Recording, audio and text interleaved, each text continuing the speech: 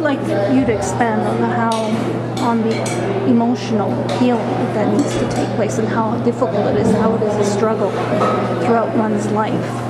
Dealing with childhood traumas, most people might not even be able to even look at it until, say, a parent dies, or live their whole lives, doing the same things over and over again, but not really knowing where that pain is coming from. And once they do recognize it, like some strategies that could be used, that really. The Swiss psychotherapist Alice Miller, you might know, there's a book called The Drama of the Gifted Child. The Drama of the Gifted Child, but the German title of the book, the original title, was Prisoners of Childhood.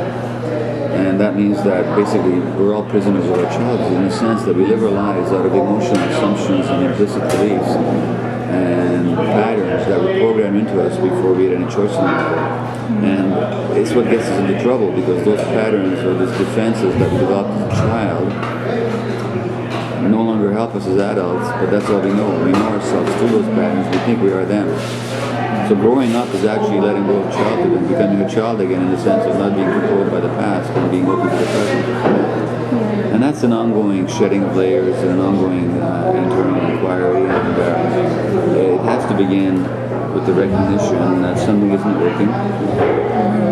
And if it isn't working, then rather than keep trying to do the same thing over and over again, we need to look at how we actually generate our decisions and what makes us behave in certain ways. So it's the constant self-questioning, and that may need other people to get involved, talking to or with you. For you, for example, when was that recognition? It was when I was a successful doctor and I wasn't happy at all. And my marriage wasn't happy, and my kids weren't doing well, and I wasn't doing well as a parent, and so it was just, I'd achieved everything I wanted to achieve, and why aren't I happy? Why aren't things going well? Because where I was coming from was unconscious to me. And how did that lead you to uncover more of the childhood issues, where it stemmed from? Oh, well, Alice Miller, for one thing. Once I read her work, I really began to recognize how my own childhood shaped my adulthood. So, and I realized I didn't want to be a prisoner of my childhood anymore. So it's really a gradual and ongoing breaking of those prison bars, which was a lifelong process. Okay. You're going to Peru next week. Yeah. Can you talk a little more on what you're going to do there? Yeah, more recently I've become interested in the use of shamanic medicine and treatment of conditions. I mean, Western medical science is very poor at healing modern things, level of addiction. And there's a French doctor in Peru that uses this plant called ayahuasca, or this root concoction called ayahuasca, which is a traditional shamanic medicinal plant used by the medicine people in the Amazon jungle. And I've had some pretty nice results with it. Helping addicts and other people who are stressed. And so the nature of things is doing a documentary on that kind of work now. So I'll be going down there as part of the filming for that documentary. Are you in the process of writing another book? I am writing a book on bullying.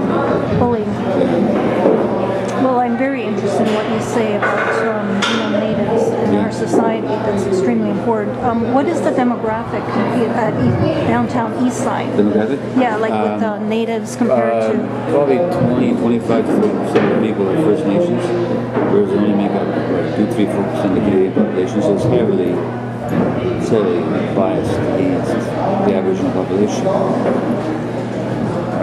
And how many are women and versus men, or is that it I couldn't equal? tell you. Or? I couldn't tell you the gender. Amongst my patients, I'd say it's pretty much equal, but I don't know if that's generally true in the downtown society. By and large, people don't come from upper middle class homes. They come from that lower working class and struggling background. That's the demographics. The age... being displaced. The age is... people don't live very long because they die of their diseases, so that the younger age group than the general population. So let's keep going back to this question of, in the context of violence that we face on so many levels in our society. I know you're an activist on many levels as well as a doctor and so many other roles. roles that you play, but can you expand more on the strategies that we could use for political change? I know you talked about the media. The biggest thing is you have to ask, why is the left so generally ineffective in getting the message across? Now, part of that's just how it is. Just how it is. There's a certain media bias which is heavily distorts the left's message and certainly doesn't present it. You can always get an article in the Global Mail denying global warming, as their columnists regularly do. But it's much harder to present the other case on a regular basis. You can always get an article in the Global Mail representing Israel as the victim, but it's almost impossible to get one in there speaking the actual experience of Palestinians in Gaza. So there's just a kind of a media mindset that let alone the Asper papers were they're hopeless. But also what makes the left's message ineffective is the way we deliver it. There's a kind of a stridency that I'm less and less comfortable with as I get older. It's not because of the content, it's because of the style. And the style is very often informed by people's own emotional stuff that they haven't worked out. So they project their anger, they project their rage at the world, which really has to do with their stuff. I think this gets in the way. So I think the biggest strategy for the West, for the left, as far as I'm concerned, would be actually take a good hard look at themselves, see where they're coming from, and who they're trying to speak to, and how is their style, expression going to go across with the people that they're trying to address. Because it's easy enough to keep talking to ourselves. Yeah, but your writing is very powerful, and the message is being spread around the world. So when you first listened to your voice or intuition, when you decided to write, do you see that as you're getting to a lot of people through your books? So there's different ways of getting. Well, I happen to have the gift of writing, and I happen to have the authority of being a medical doctor, so I get to say things. But you're very grounded, like as a human being. And everything you have. I seem that way. Yeah, I know that.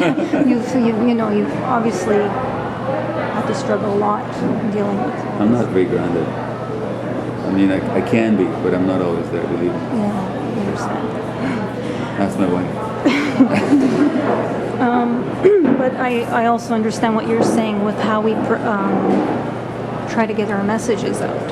Because you have a very compassionate voice and a grounded voice on many levels, and a lot of experience, tragic and from other people. So I think that moves a lot of people, and anyway, in that effect, you're very effective. So we need more. Reflection is something I do, and I think it's essential. And I think a bit of mindfulness could very well be helpful to the work of the progressive movement. But everyone in general has to deal with traumas from their childhood. You can just say that every one of us has faced some sort of trauma on different levels. There are many different levels. Yeah, and our parents as well, and generational. So dealing with our own issues isn't like a first step in some way before loving yourself, before being able to, connect with the world and being effective in the world and spreading that message of compassion. Yeah. Well said. I'm not going to say you're quite right. But anyways, I just want to thank you for, I appreciate it.